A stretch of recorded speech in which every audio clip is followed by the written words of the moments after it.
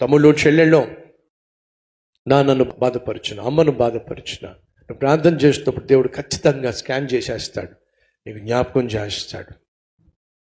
అలా జ్ఞాపకం చేసినప్పుడు నువ్వు చేయాల్సింది తెలుసా? వెంటనే క్షమాపణ కోరుకోవాలి.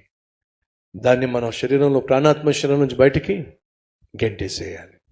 అలా కాకుండా నువ్వు నీ భార్యను గాయపరిచి, నీ భర్తను గాయపరిచి, అమ్మను నాన్నను గాయపరిచి, ఏమీ ఎరగనట్టుగా వచ్చి ఒకరి చేయి ఒకరు పట్టుకుని ప్రార్థన చేసేస్తూ ఉంటే ఒకరితో ఒకరికి సమాధానం లేకుండా, ఆత్మ అన్న, ఆత్మీయత అన్న, భక్తుణ్ణి అన్న ఉపయోగం లేదు.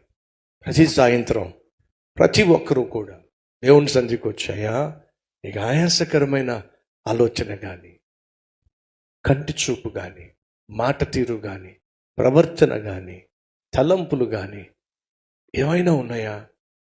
ఉంటే నాకు జ్ఞాపకం చేయి. ప్రభు నీకు జ్ఞాపకం చేస్తాడు. నన్ను క్షమించాయా.